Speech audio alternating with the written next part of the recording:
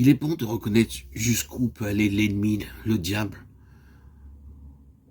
Il inspire la prédication de la croix et la croix étant prêchée sur son instigation, sous son influence, sera alors rendue non efficace.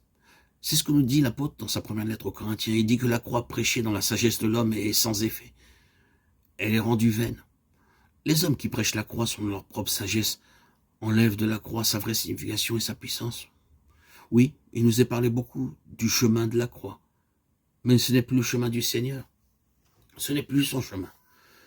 La puissance même de la croix est dans sa victoire sur l'ennemi et toutes ses œuvres sur le péché en principe et sur le mal qui est un état, une nature. La puissance de la croix lui est enlevée lorsque l'on parle des héros de la croix et que l'on montre le chemin de la croix comme si tout homme qui donne sa vie pour son pays était dans la même catégorie que Jésus-Christ qui, après tout, n'a fait que donner sa vie comme le fait tout soldat. Cela, c'est la croix dans le modernisme. L'ennemi cherche à faire une autre chose en relation avec la croix. C'est de garder les chrétiens dans l'ignorance de sa pleine signification. C'est un grand jour pour notre Seigneur et un jour terrible pour l'ennemi, lorsqu'un chrétien entre dans la révélation de la pleine signification du calvaire. Ce jour marquera une nouvelle histoire dans le domaine du conflit. Nous pouvons rencontrer une certaine opposition sur la base de l'œuvre substitutionnaire du Seigneur Jésus. Mais croyez-moi, elle sera 10 fois plus forte lorsque nous arriverons sur la base de l'œuvre représentative du Seigneur Jésus. Lorsque nous prendrons notre place dans notre identification avec Christ, dans sa mort, son ensevelissement et sa résurrection d'une manière spirituelle. Alors, frères et sœurs, bien-aimés en Christ, commencera une nouvelle histoire de conflit, de lutte et d'antagonisme de la part de Satan. Mais nous serons entrés dans un nouveau royaume, une place nouvelle, avec de nouvelles puissances à notre disposition. L'ennemi aura perdu sa base. Des multitudes croient à l'œuvre substitutionnaire et ils sont heureux, mais elle marche encore dans l'énergie de l'homme naturel. Mais en tant que chrétien, elle ne représente pas une menace pour l'ennemi dans le domaine plus élevé du conflit. Mais lorsque la croix a été acceptée et plantée dans notre vie, de sorte que la vie naturelle est mise de côté, j'ai été crucifié avec Christ. Si je vis, ce n'est plus moi qui vis, c'est Christ qui vit en moi. Galates 2:20. Nous sommes alors dans un nouveau domaine, avec une nouvelle signification pour le Seigneur, comme pour l'ennemi, et par conséquent dans un nouveau royaume de conflit.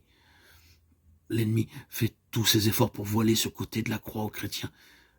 Et comme nous l'avons dit déjà, il est vrai que nous rencontrons très souvent plus d'opposition sur cette ligne de la part des chrétiens que de ceux du dehors.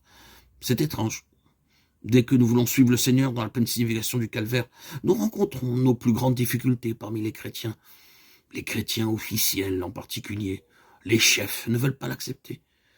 Et nous voyons notre chemin devenir infiniment plus difficile. Il est vrai que l'ennemi est la plénitude de la croix, et il cherchera par tous les moyens à en détruire la valeur.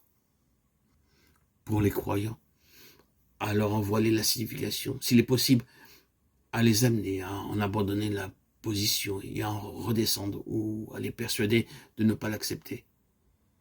Oui, c'est le témoignage qui rend à sa valeur certainement. Il en a compris la signification. La croix est donc la base de la victoire et l'ennemi le sait bien.